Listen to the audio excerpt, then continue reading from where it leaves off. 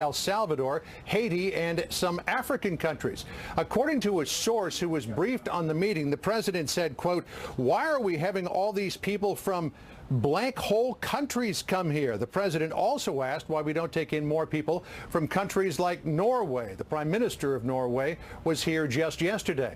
The lawmakers are said to be taken aback by the language that the president used, according to Fox News sources, and say it was absolutely inappropriate. But the White House today stood foursquare behind the president. In a statement to Fox News, the principal deputy press secretary Raj Shah saying, quote, "Certain Washington politicians choose to fight for foreign countries, but President Trump will always fight for the American people." I'm sure, Bret, we haven't heard the last of this just yet. Okay, John, we'll head back to you in just a minute. So where are we on these negotiations? Word of a bipartisan working group of senators agreeing on something on immigration, quickly doused by other senators who said no deal yet. Chief Congressional Correspondent Mike Emanuel has that part of the story tonight from the Hill. Good evening, Mike. Bret, good evening. A small bipartisan group of senators says it has an agreement in principle on immigration, and now they are working to try to round up votes. For 4 months, Senators Graham, Durbin, Flake, Bennett, Gardner, and Menendez have been working to address the status of young people brought to this country illegally by their parents, and they say they're working to build support now with their colleagues. We have no agreement with the president. We didn't go there to say, would you agree to this? This is our idea. Would you consider this?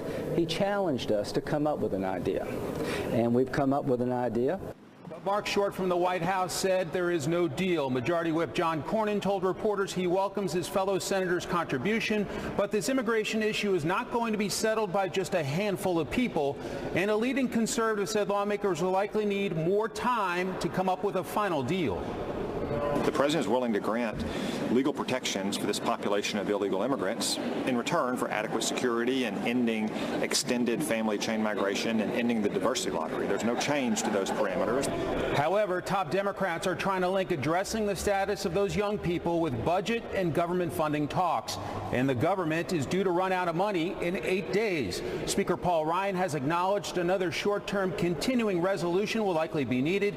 That way there won't be a partial government shutdown, and there will be time for negotiators to allocate money based on new spending caps. We're working with our counterparts on getting a cap agreement, but the appropriators will need time to be able to write an actual omnibus appropriations once a cap agreement is met. There's no point in having another CR unless we have an agreement on DACA and on funding. That leads some to say Pelosi is threatening a government shutdown based on an artificial deadline for DACA. Bret? We'll follow it all. Mike Emanuel live on the Hill. Mike, thanks. The Senate is working on an extension of what most intelligence experts will tell you is a vital tool to fight terrorism and what privacy advocates say is potential unwarranted government snooping into your life. Earlier today, the House passed amended legislation on FISA, the Foreign Intelligence Surveillance Act. But it could have a rougher go in the Senate. For a time today, some mixed signals from President Trump sent lawmakers scrambling. We have Fox team coverage. John Roberts returns from the North Lawn with a look at the politics of FISA and the president's tweets this morning. We begin with Chief Intelligence Correspondent Catherine Herridge and the substance. What's at stake? Good evening, Catherine. Well, that's right, Bret, and thank you. The House reauthorized the bill with a vote of 256 to 164, and it now heads to the Senate next week, where it's on a tight timeline after a lot of drama. Who are we if we cannot uphold the Constitution? It is not protected in this bill. Is it perfect? I've never voted for a perfect bill in this House. What would the American people say if we hamper our law enforcement from protecting them? The strong statements on the House floor mirror the emotional and political debate over security versus privacy guaranteed by the U.S. Constitution. Our job and our task is also the protectors of the Fourth Amendment.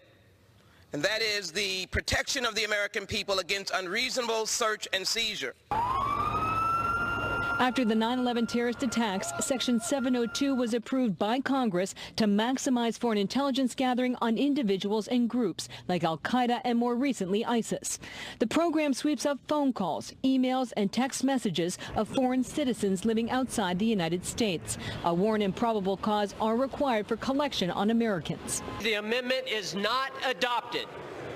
One amendment introduced by Republican Congressman Amash tried but failed to limit the FBI's ability to search the database, which includes U.S. citizen information collected by accident. We think that is unconstitutional, hugely problematic, and we're here to defend the rights of the American people.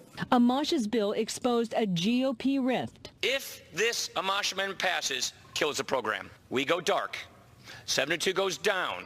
We don't know what the terrorists are up to. 702 was written to go after terrorists, but it is being used to go after Americans. That's why this bill violates the Fourth Amendment. The chairman of the House Intelligence Committee said a compromise was reached, which included measures to protect the intelligence program and Americans' privacy. I think we can walk out of here proud that we all stood our ground. The bill is passed. The legislation heads to the Senate, where it will meet resistance from Senator Rand Paul, who protested the same government surveillance program on the floor in 2015. That the idea that we should have a judicial warrant before searching an American's records absolutely is worth filibustering for.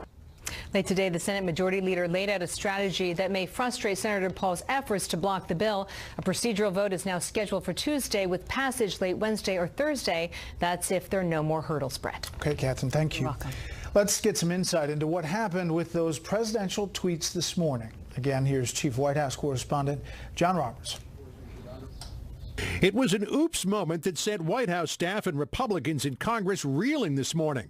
After watching a segment on Fox and Friends, President Trump issued a tweet highly critical of the FISA Act, so-called 702 authority. The president tweeting, quote, "House votes on controversial FISA Act today. This is the act that may have been used with the help of the discredited and phony dossier to so badly surveil and abuse the Trump campaign by the previous administration and others." The tweet stood in sharp contradiction to a policy statement the press secretary had issued just the night before, throwing the full weight of the White House behind the 702 law. Democrats took full advantage of what they saw as a policy vacuum, saying, "Let's put the bill on hold." In light of the irresponsible and inherently contradictory messages coming out of the White House today, I would recommend that we withdraw consideration of the bill today to give us more time to address the privacy questions that have been raised, as well as to get a clear statement from the administration about their position on the bill. Nearly 2 hours after his initial tweet, President Trump moved to clarify his position, tweeting that today's vote is about foreign surveillance of foreign bad guys on foreign land. We need it. Get smart. The president's National Security Council, led by Homeland Security Advisor Tom Bossert, had spent weeks selling Congress and the press on the need to reauthorize the 702 section of FISA. The heads of the intelligence agencies also insisted it was a necessary tool to protect the homeland from terrorists. This morning, Republican rank and file were left wondering where the president really stood. The White House Chief of Staff and Legislative Director raced up to Capitol Hill. Paul Ryan spoke to the president for 30 minutes on the phone after the first tweet. And House Intelligence Chairman Devin Nunes read aloud the president's clarifying tweet to reassure members the president was still on board. Yet the press secretary today said there was no contradiction in what the president wrote and poo-pooed the notion White House staff had to clean up the mess on aisle 702. Yeah, it wasn't confusing to me. I'm sorry if it was for you. Can you tell us why his first tweet sparked off a flurry of activity and phone calls between the White House and Capitol Hill? I'm not sure about the flurry of activity. Again, to us, that's a pretty normal day, and we're always engaged with members on the Hill, members of our staff, so that seems pretty standard practice. In his second tweet that he released this morning, President Trump also pointed out that he, quote, personally directed the fix to the unmasking process in FISA surveillance. You'll remember the Obama administration asked for the unmasking of several Trump campaign officials in connection with the Russia investigation. Today, the Director of National Intelligence, Dan Coats, unveiled new restrictions on when government officials can be told who the American citizens are who are picked up in overseas intelligence surveillance. Bret? John Roberts live on the North Lawn. Another busy day at the White House. John, thanks. The IRS is rolling out new income tax withholding tables. It's part of the transition to the new tax law passed late last year. Individual taxpayers are not required to do anything right now. Employers must begin using the new rates no later than February 15th. The Treasury Secretary, Steve Mnuchin, said today that 90% of American workers will see increases in their paychecks as a result of the changes. Another huge day on Wall Street today with record highs across the board. The Dow jumped 206 today. The S&P 500 gained 19. The Nasdaq surged 58, all record closes again. Canada's foreign minister says President Trump's threat to leave NAFTA should be taken seriously. The White House said yesterday there has been no change in the president's position on the trade agreement with Mexico and Canada, which he has criticized in the past. Negotiations on updating NAFTA continue later this month. Federal agents say this week's raids at 7-Eleven stores looking for illegal immigrants are just the start of a new crackdown. Senior correspondent Adam Housley tells us what's happening and why from Los Angeles tonight. The biggest immigration raid of the Trump presidency targeted 7-Eleven stores around the country, the result of a nearly 5-year operation that had agents storming locations in 17 states and the District of Columbia. Thomas Homan, acting director of Immigration and Customs Enforcement, said, "This is just the beginning." I've made no secret since the beginning of the year that we're going to increase worksite enforcement across the country to remove yet another magnet, reason for people to come to this country illegally. So no one should be surprised. Holman stresses this isn't just about illegal workers benefiting. It's about protecting American jobs by eliminating unfair advantages gained by companies that hire illegal immigrants. If we don't address the causes of illegal immigration, if we don't give the men and women on the ground the tools to close these loopholes and to pass some legislation we need to enforce immigration law in the interior of the United States, you're going to have DACA again in 10 years. The federal raid comes as Congress continues to debate immigration policies such as the DACA program and the border wall. 7-Eleven noted its stores are independently owned franchises who are required to comply with immigration laws, adding, quote, 7-Eleven takes compliance with immigration laws seriously and has terminated the franchise agreements of franchisees convicted of violating these laws. This renewed enforcement will be a challenge for businesses going forward. There's a new calculation they're going to have to go through, and that is how do we stay in business? What's the risk reward of having workers that we know or suspect are here illegally? ICE says the raids are considered audits, and employers and managers have 3 days to verify the immigration status of their employees, and Wednesday's raids send a strong message that ICE will enforce the law and anyone violating it will be held accountable. Bret. Adam, thank you.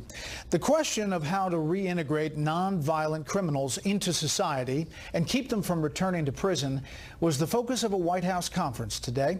Correspondent Kevin Cork tonight on the politics and policy of prison reform. 2/3 of the 650,000 people released from prison each year are arrested again within 3 years. For President Trump, it was a chance to work on an issue with bipartisan appeal. We can help break this vicious cycle through job training, very important, job training, mentoring, and drug addiction treatment. Today's White House Criminal Justice Reform Roundtable, part of an initiative that was spearheaded by the president's son-in-law, Jared Kushner, whose father served 14 months in prison for tax evasion, among other offenses. The gathering, designed to build upon bipartisan and faith-based efforts to reshape the way the country prepares ex-convicts for life on the outside. We need to do more than simply remove people from society. Kentucky's Governor Matt Bevin says the need for reform is acute. The workforce in America demands this, is begging for this. There are millions of jobs that need to be filled. While the U.S. federal prison population has decreased by almost 100,000 inmates since 2009, there's still nearly 1.5 million nationwide. Worse, the number of women behind bars is up over 4,000 since 2012, 1 in 4 of whom are pregnant or single parents when they enter the system. You see what is happening to so many women in this country and single mothers who are trying to raise their family, most of whom are nonviolent offenders. America is going to arrest more than 11 million people this year. That's about 21 people a minute. We invest more than $80 billion in this criminal justice just for incarceration. But the ACLU says any real reform has to include a closer examination of the institutions that are responsible for what it calls America's mass incarceration problem. Imprisonment still continues to be the government's first response to problems associated with issues of drug addiction, mental health needs, and poverty. About 95% of federal inmates at some point will get out. In fact, we're told more than 600,000 of them will be released at some point this year. Bret? Kevin Cork in the White House briefing room. Kevin, thanks. Some prisoners at the Guantanamo Bay detention camp in Cuba are challenging what they say is the Trump administration's policy of not releasing any detainees from there. The 11 terror suspects have filed paperwork in a Washington federal court. They note that there have been no releases since the president took office, after nearly 750 releases by Presidents Obama and George W. Bush. Also today, Democratic Senator Dianne Feinstein released a statement saying that this administration should be the one to close Gitmo. Searchers digging through tons of mud and debris, holding out hope for survivors. We'll go live to California for an update on the deadly mudslides there. Hundreds of rescue workers are slogging through knee-deep mud as they look for survivors and bodies from devastating mudslides in Southern California. The death toll tonight stands at 17. 8 others are missing. National correspondent William Lajeunesse is in Montecito, California again tonight. At 3:30, it sounded like a freight train was driving. I came to investigate. I found a man in the street. Robert LaRoche's neighbor needed help evacuating when the mudslide hit. His father, his uncle, and his aunt out of houses that were sliding off of foundations and knee-deep in mud. It was scary. Houses cut in half, trees uprooted, cars tossed like toys. This is just one of 6 areas in Montecito changed forever. This is a neighborhood that no longer exists. The mudslide literally wiped a dozen homes right off the map. Their foundations are now covered in mud. 3 days into this disaster, the fire chief says search and rescue crews are running out of time. Several factors that go into determining how long a victim will be viable. Crews are busy restoring power, cleaning streets, hauling dirt, but there'll be no water for up to a month. Residents near areas that burned in last month's wildfires were under mandatory evacuation orders. Those further away were not. Some people that initially asked to be evacuated elected to stay, and so of course they were left in place, but those that wanted to be moved out were moved out. The county sent 200,000 emails warning of a possible mudslide and knocked on 7,000 doors in the mandatory evacuation zone the night before. But today it's being criticized by some for not using the emergency cell phone alert system until after the mudslide started. They didn't tell us that something bad was going to happen like they knew. There's something there. I don't think people didn't listen. I think people listened. I don't think it's people's fault. I don't think people. I think this is a natural disaster of biblical proportions. You know, it may not look like it, but Montecito is the most exclusive neighborhood in one of California's wealthiest areas. Will people rebuild? The land is too valuable not to, but it could be weeks before many residents return. Bret? William, thank you. The big question in Kansas tonight is who's the boss? The state's duly elected governor says he still is. But for how long? Correspondent Alicia Acuna explains this issue tonight from Topeka. As Kansas Republican Governor Sam Brownback took the podium for the State of the State address, one question swirled over the executive office. Does the state of Kansas have 2 governors? No, the state of Kansas has 1 governor. Governor Brownback is in charge, and he makes the final decision. Lieutenant Governor Jeff Collier is waiting in the wings while his boss awaits word on President Trump's nominating him to Ambassador at Large for International Religious Freedom. Expecting a quick confirmation by the GOP-dominated U.S. Senate, Brownback began handing over duties to Collier. That was 6 months ago. I just teach about politics. But one thing I do teach is you don't count on the U.S. Senate to do anything until it's done, especially confirmations. The Senate ended the year without a vote on Brownback or dozens of other Trump nominations. And now there is confusion in Kansas. Lieutenant Governor Jeff Collier, he was making appointments, he was doing major events, and then, Governor Brownback was doing like a Christmas tree lighting or a Hanukkah event. And the question was, who's really in charge? It's reminiscent of that old Abbott and Costello routine where they talk about who's on first and what's on second. With the new year, President Trump had to re-nominate his appointees who did not receive confirmation in 2017. Brownback tweeting, "Thank you at POTUS. I will continue to serve as governor until confirmed." Of 626 key administration positions requiring it, only 241 nominations have been confirmed by the full U.S. Senate. While he waits on Washington, Brownback appears to be retaking the reins in Kansas. The question remains, for how long? Could he be gone in February? Could he be gone in June? Could it be even later than that? Who knows? A spokeswoman for Foreign Relations Committee Chairman Bob Corker tells Fox News the renominations will be considered in a timely fashion and they will not require another hearing, but they will require another committee vote before once again heading to the full Senate. Bret. Alicia Acuna in Topeka.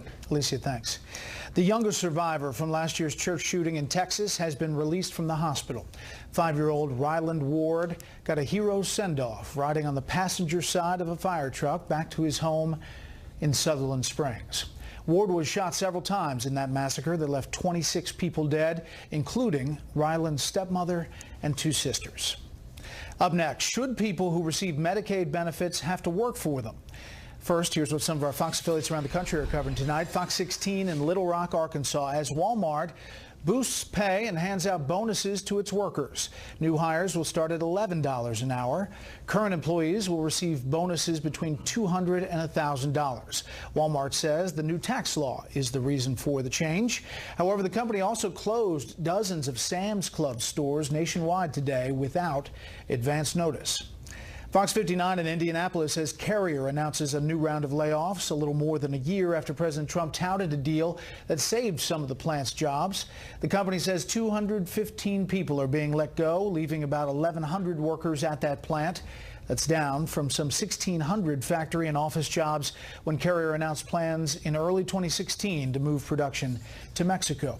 And this is a live look at New York from our affiliate Fox 5. The big story there tonight, an investigation into last week's massive problems at JFK Airport. It started last Thursday when a winter storm hit. Sunday, a water pipe broke and forced the suspension of international arrivals. Former Transportation Secretary Ray LaHood will run that investigation. That's tonight's live look outside the Beltway from Special Report. We'll be right back.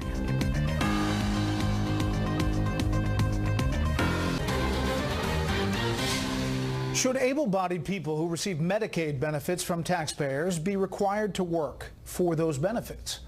The Trump administration says yes. Many lawmakers and others disagree. Here's correspondent Doug McElway. In a letter to state Medicaid directors today, the Trump administration announced plans to test a work requirement for healthy Medicaid beneficiaries. To some, it harkens back to welfare reform of the 1990s. I think it's a recognition that, after all, Medicaid is, in effect, a welfare program, and it really should be treated in many ways the same as other types of welfare. Critics say it is a move that comes dangerously close to touching one of the third rails of American politics. Trump and his colleagues in Congress spent 2017 trying to destroy Medicaid as we know it. That was part of their efforts to take away health insurance from tens of millions of Americans. They found that in the process that Medicaid is incredibly popular. The plan would exempt most Medicaid beneficiaries from work, including the elderly, the disabled, the opioid addicted, the pregnant, those who are seeking work, volunteering, or providing some community service. Conservatives are going to be disappointed by how little money it saves, and liberals are going to find out that it's not nearly the disaster they're talking about. 10 states have already filed applications with the Centers for Medicare and Medicaid Services to add a work requirement. Because states bear anywhere from 20 to 50% of Medicaid costs, they see financial danger ahead with aging populations, infirmities, and the resultant higher costs. Medicaid is already beginning to squeeze out other priorities such as education or transportation and infrastructure. Something has got to be done to deal with the Medicaid problem. CMS cites studies that show a link between good health, work, and community engagement. Progressives say don't believe Trump's motives. He's dressing up in all kinds of puppies and rainbows language about helping people work. The reality is what he's proposing to do is to take away health insurance from people who can't find work or can't get enough hours at their job. That same argument was made during the 1996 welfare reform debate, but 9 years after that law was passed, caseloads dropped by 60%. Opponents attributed that to a growing economy. Bret? Doug, thank you.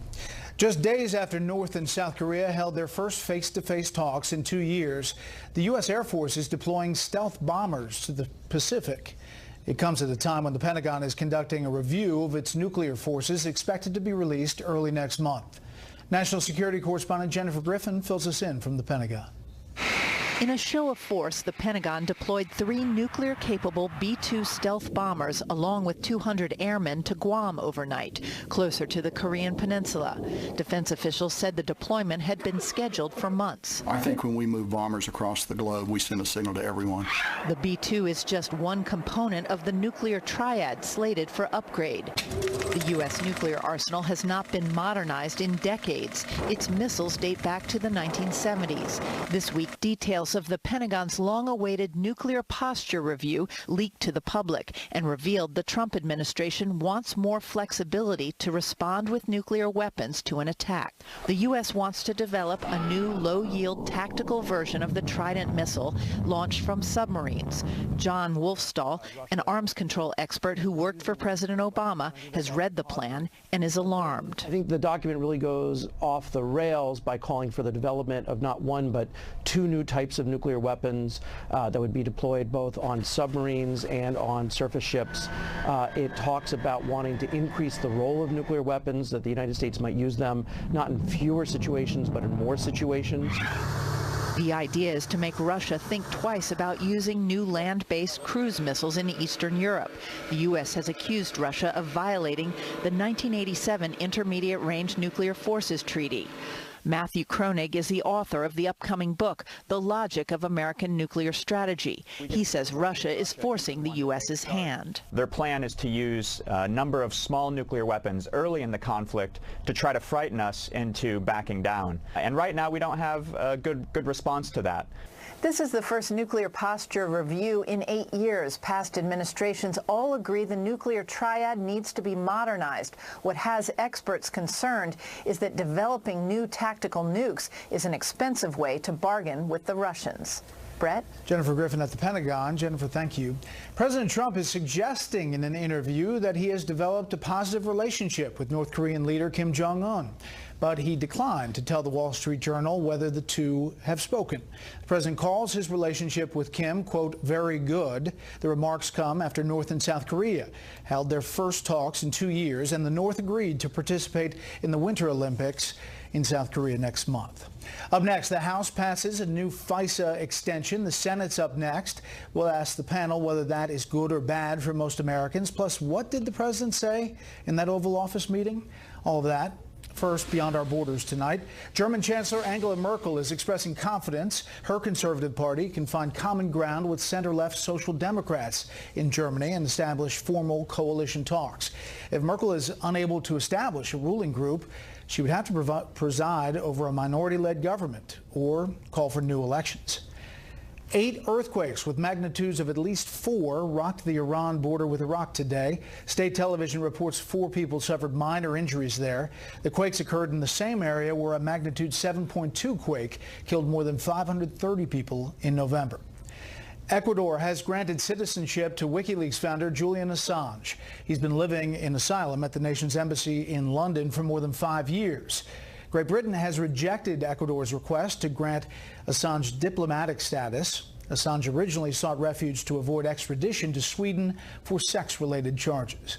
Just some of the other stories beyond our borders tonight. We'll be right back. On this vote, the yeas are 256, the nays are 164. The bill is passed. Without objection, the motion to reconsider is laid on the table. The president fully supports the 702 and was happy to see that it passed the House today, but he does have some overall concern with the FISA program more generally. The president doesn't feel that we should have to choose between protecting American citizens and protecting their civil liberties. He wants to do both. It's one thing to spy on foreigners in foreign lands, and that's what the FISA Act is supposed to do. We actually will reauthorize it. That's part of our reform. We reauthorize spying on foreigners in foreign lands, but millions of Americans are accidentally or incidentally collected in this database, and we don't want people willy-nilly just looking into this database without a warrant. Well, the FISA extension of 702, the amended FISA, passed the House today. The vote was 256 to 164. Now heads to the Senate. One of the people possibly standing in the way there is Senator Paul. We'll see how that develops, but it has to be passed by the end of next week. What about this? It was an interesting day on this issue and others. We'll start there. Let's bring in our panel. Fox News senior judicial analyst, Judge Andrew Napolitano. Mara Liasson, national political correspondent, National Public Radio, and Matt Schlapp, contributor with The Hill. Judge, I'll start with you because you started this morning on Fox and Friends, and you said this about all of this. I'm scratching my head. I don't understand why Donald Trump is in favor of this. His woes began with unlawful foreign surveillance and unconstitutional domestic surveillance of him before he was the president of the United States, and now he wants to institutionalize this. Mr. President, this is not the way to go. Spying is valid to find the foreign agents among us, but it's got to be based on suspicion and not an area code. A short time later, on Twitter, the president tweeted, House votes on controversial FISA Act today. This is the act that may have been used with the help of discredited and phony dossier to so badly surveil and abuse the Trump campaign by the previous administration and others. Short time later, about an hour and a half, with that being said, I have personally directed the fix to the unmasking process since taking office, and today's vote is about foreign surveillance of foreign bad guys on foreign land. We need it. Get smart.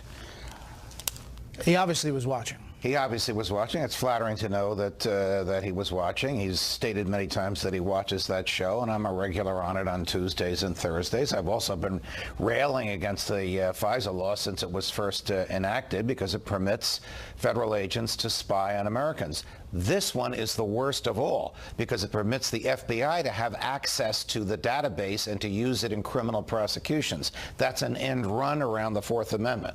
When the British government did this to the colonists, we took up arms against them. This is the most serious violation of the civil liberties of law-abiding, innocent Americans since the Alien and Sedition Acts punished speech. 702, there were some inaccuracies in his tweets. The 702 deals with the emails and what they're getting from Google and AT&T and that sort of thing, and they can look at it if an American is involved in going after a foreign suspect. Yes. 702 is one of many authorities. There are many, many authorities available to the NSA to engage in domestic surveillance. This is just one of them. But the most pernicious part is what I just mentioned, because for the first time, the FBI can now lawfully go in there and pull criminal evidence from the intelligence surveillance. The politics of this, however, first of all, the intel community will tell you that this is crucial for them, they say.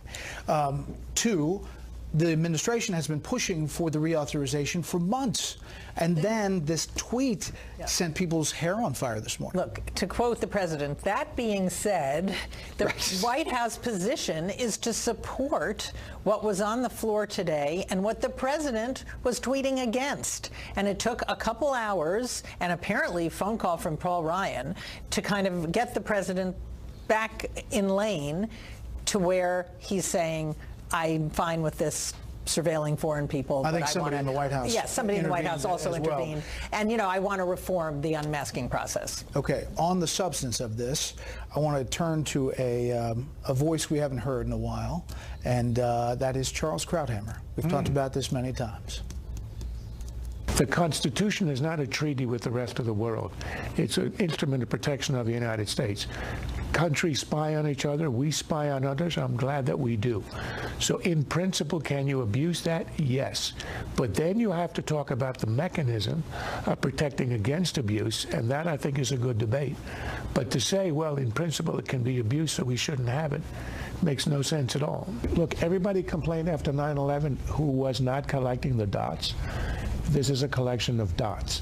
And if you want it held by the telecoms instead of the government as a compromise, okay, I don't have a great objection to that. But this is not a police state tactic. Charles, by the way, is still on the mend, and we hope he comes back soon. But, Matt, that's the argument that the intel community makes as well. I feel unworthy to sit in this chair. I'm glad you played the clip.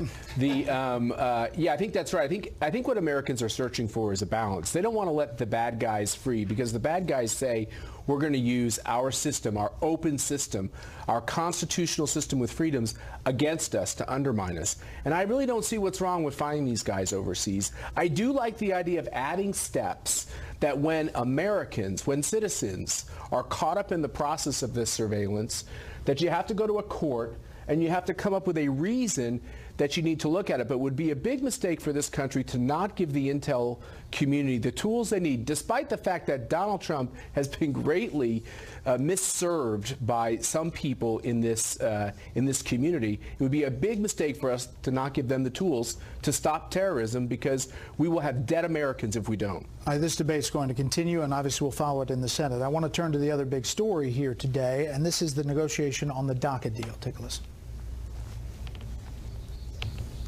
We're counting on Republicans and Democrats to come together, which we think they will, to make a deal on DACA and on border security. We have an agreement that we're, the bipartisan group I'm talking about, the 6 of us working, that we're shopping among our colleagues now. We don't want to release details until we talk to more of our colleagues. There is no deal. I want to shop around my colleagues and see what their appetite is. There's got to be one, because we're running out of time. So our group, our working group, came up with a bipartisan proposal in principle.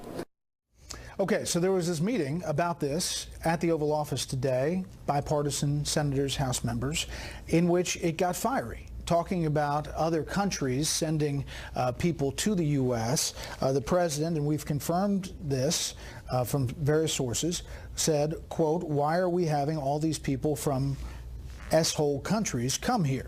The White House responded, saying certain Washington politicians choose to fight for foreign countries, but President Trump will always fight for the American people. The president will only accept an immigration deal that adequately addresses the visa lottery system and chain migration, 2 programs that hurt our economy and allow terrorists into our country. Like other nations that have merit-based immigration, President Trump is fighting for permanent solutions that make our country stronger by welcoming those who can contribute to our society, grow our economy, and assimilate into our great nation. Mara, the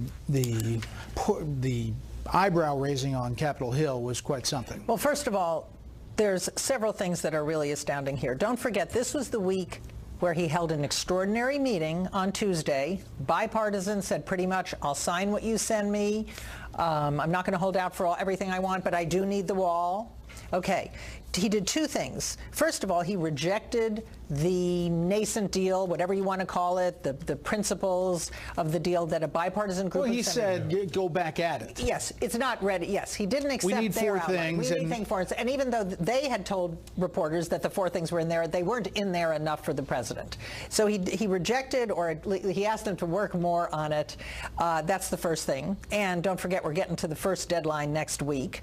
And the second thing he did is use some pretty astounding language, where it was reported he not only said, why are we having all these people from S-hole countries coming here? Why can't we have more people from Norway? I've known him for 30 years. I know him well, and I like him and admire him. But this is a new low. The language, the racial implications are reprehensible, and he deserves the criticism he's going to get. Flip side of this is, a lot of his supporters will agree with that tone and elected him because he uses from time to time that tone, and will cheer him on. Basically, the president is frustrated because this was not the group that he said should negotiate it. He said he would sign something if it went through the process, and he is frustrated that they're going back to this decision on the El Salvadoran folks who are here temporarily, and they're now chiseling away at that. He wants to talk about the 3 things he wants to get done, and I think that's why he got fiery and perhaps intemperate for sure. And obviously was not meaning, I suppose, to put those particular words out. They came from people inside the meeting, but he should expect that that is going to happen. He had Democrat members and staffers in the meeting, and someone called the media. I think the president learned a big lesson today. When those folks are in the room in the Oval Office, don't get too candid, because that's exactly what they're going to do. Next up, keeping ex-cons from going back to prison.